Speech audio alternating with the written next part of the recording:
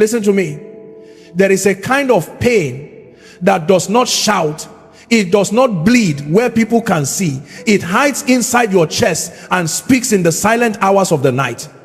The pain of being hurt by a man you trusted, the pain of giving loyalty and receiving wounds, the pain of loving deeply and being treated carelessly. And many of you, you are not just asking, why did he hurt me? You are asking, what is wrong with me that I was hurt? Let me tell you something tonight. Your value is not defined by how someone treated you. No, never. A broken heart is not proof of a broken destiny. There are people who will mishandle treasures because they do not have the capacity to recognize value.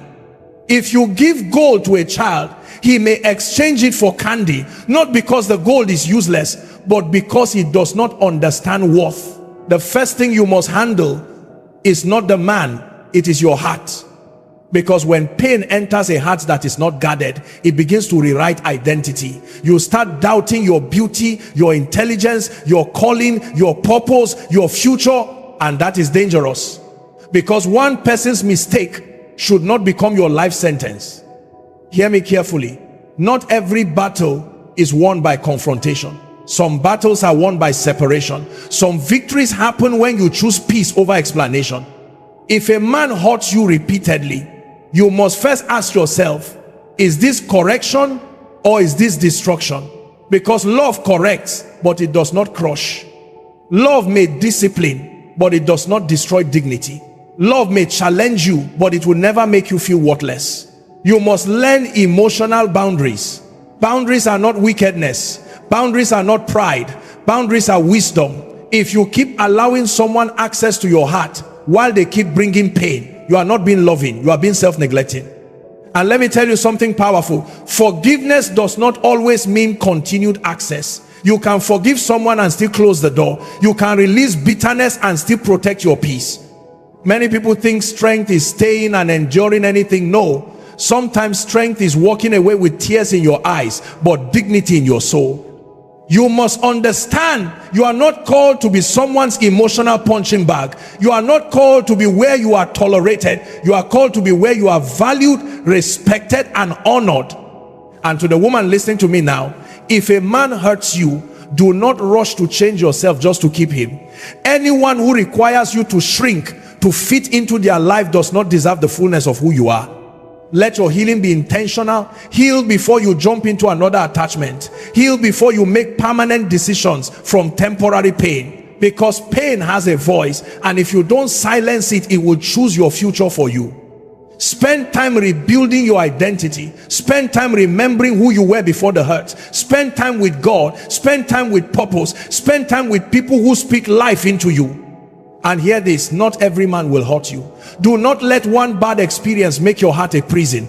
Pain should teach you wisdom, not build walls that block destiny. The right man will not confuse you. The right man will not make you beg for respect. The right man will not make you feel like loving you is a burden. And until that season comes, become whole, become strong, become peaceful, become the kind of person who does not need validation to know their worth.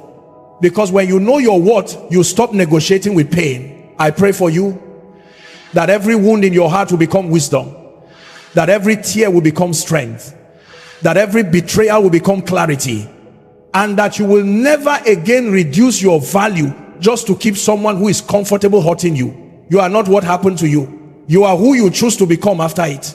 And you are stronger than you think. Guard your heart before trying to fix the person who hurt you. Because many times when pain comes from someone we love, our first instinct is not protection, it is repair. You want to understand them, rescue them, help them change, help them grow, help them see your value. But listen carefully, a bleeding heart cannot perform surgery. When your emotions are wounded, your judgment becomes weak, your boundaries become blurry, and your identity becomes negotiable. And this is where many people lose themselves, not because they are weak, but because they are compassionate without protection. There is a dangerous mindset that says love means endurance without limits, but wisdom teaches that even love needs structure. When you do not guard your heart, you start absorbing words that were never meant to define you. You start carrying guilt that does not belong to you. You start taking responsibility for another person's brokenness. And slowly, without realizing it, you begin to adjust your personality just to reduce conflict. You laugh less, you speak less, you dream less, you shine less. Not because you are becoming humble, but because you are becoming smaller. Guarding your heart means observing patterns, not just promises. Anyone can apologize in the moment. Anyone can cry when they fear losing you. Anyone can promise change when consequences are near. But patterns reveal truth. And when you guard your heart, you give yourself permission to step back and watch actions over time, not just emotions, in moments. Because pain repeated is no longer a mistake, it is a pattern. Many people rush into fixing others because they are afraid of losing connection. But hear this deeply: connection without safety is emotional slavery. If you constantly feel anxious, confused, or emotionally unstable because of someone's behavior, your heart is not safe there. And when your heart is not safe, you cannot love freely. You can only survive emotionally. Survival love is not real love. It is fear disguised as loyalty. Guarding your heart also means understanding that you are not responsible for healing someone who refuses to heal themselves. You can support growth, but you cannot become someone's emotional oxygen. When a person depends on you to regulate their anger, their insecurity, their jealousy, or their disrespect, they are not loving you. They are using your strength to avoid building their own. There is also a spiritual dimension to guarding your heart. Your heart is the seat of your beliefs, your confidence, your sense of identity, your sense of direction. When someone repeatedly hurts you, they are not only affecting your emotions, they are slowly rewriting how you see yourself and how you see love. If you are not careful, you will start believing that pain is normal in relationships. You will start believing that being misunderstood is your portion. You will start believing that you must suffer to be loved. Guarding your heart is not about becoming cold or distant. It is about becoming wise and intentional. It is about knowing when to open fully and when to step back and observe.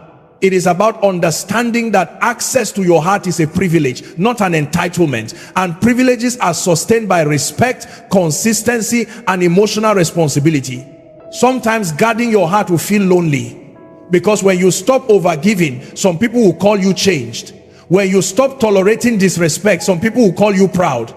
When you stop chasing validation, some people will call you distant. But growth often looks like distance to people who benefited from your lack of boundaries.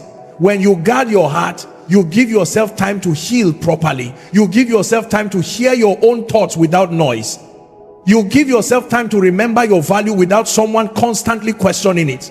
And in that space, clarity begins to grow, strength begins to return, identity begins to rebuild, and emotional stability begins to settle inside you like peace you forgot you deserved.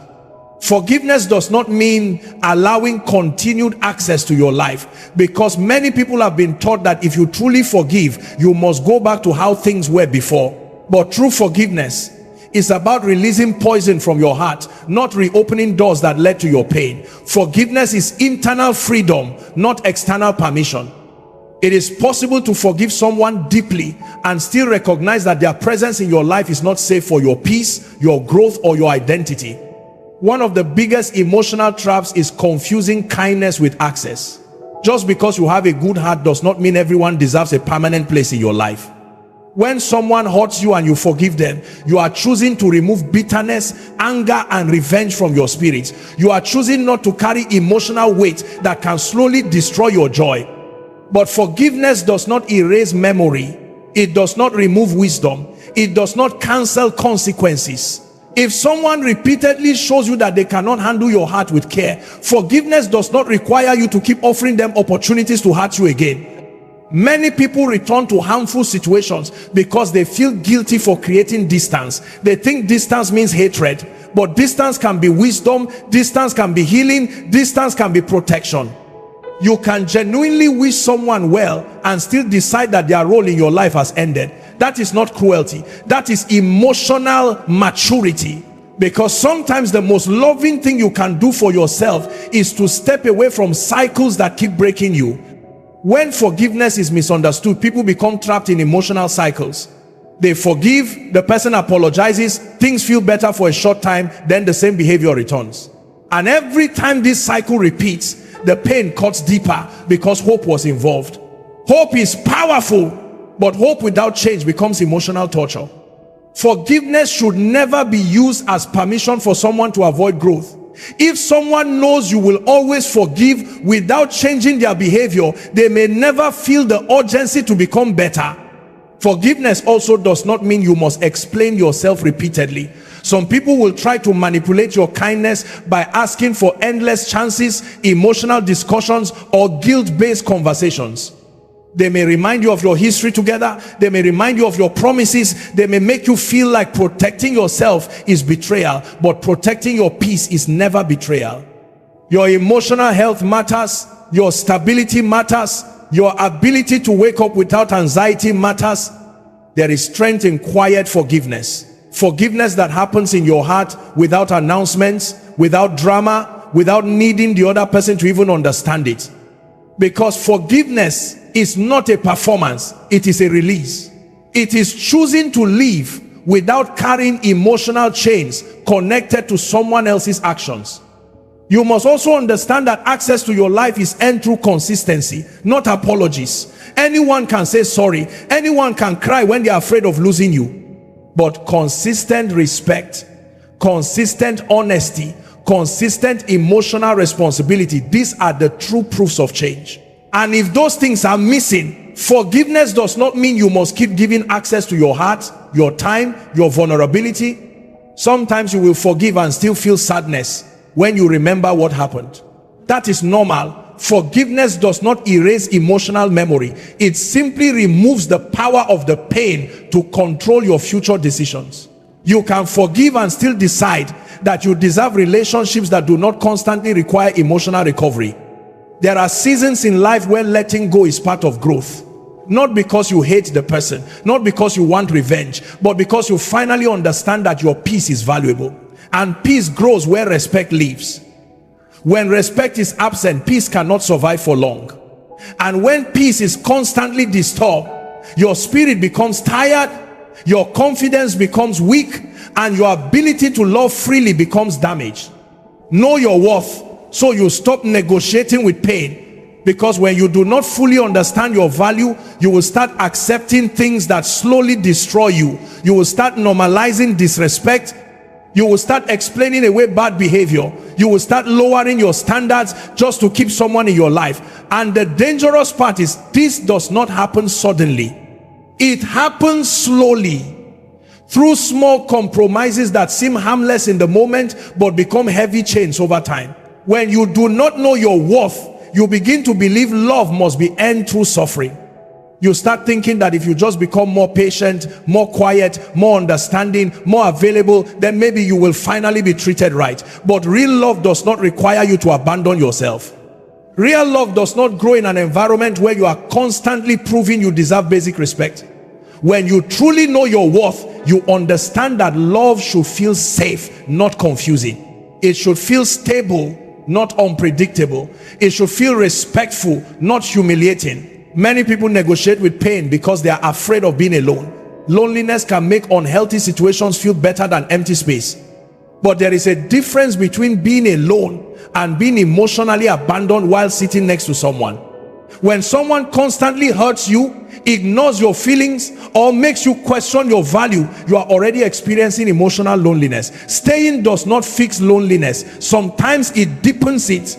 Knowing your worth means recognizing that you are not an option that can be picked up and dropped based on someone's mood. You are not temporary comfort. You are not emotional backup. You are not someone who should only be valued when you are useful. Your presence, your time, your love, your loyalty, these are valuable things. And valuable things are not given freely to people who do not handle them with care. When you know your worth, you stop chasing validation. You stop needing constant reassurance to feel secure. You stop allowing someone's mood to determine your peace, because your value becomes something internal, something stable, something that does not change based on who stays or who leaves. And this changes how you respond to pain. Instead of asking, how can I fix this person, you start asking, is this situation healthy for me? There is power in emotional self-respect. Self-respect means you listen to your discomfort instead of ignoring it. It means you pay attention when your spirit feels heavy around certain people. It means You trust yourself enough to step back when something feels wrong, even if you cannot explain it perfectly. Your intuition often sees danger before your logic can explain it. Knowing your worth also changes how people treat you, because people learn how to treat you based on what you tolerate. When you tolerate disrespect, you silently teach others that disrespect is acceptable. But when you stand firm in your standards, when you calmly refuse treatment that damages your peace, you teach people that access to you requires emotional maturity. It is important to understand that knowing your worth is not arrogance. It is not pride. It is not thinking you are better than others. It is simply recognizing that your heart, your mind, your time, and your emotional energy are valuable resources, and valuable resources must be protected. They must be invested carefully. They must be given where they are appreciated, not where they are taken for granted. When you truly know your worth, you become less afraid of losing people, because you understand that losing people who cannot treat you right is not loss. It is protection. It is alignment. It is life removing what cannot support who you are becoming. And when you stop negotiating with pain, you create space for healthier love, healthier connections, healthier environments where you can grow without constantly defending your value. Thanks for watching. Like and comment.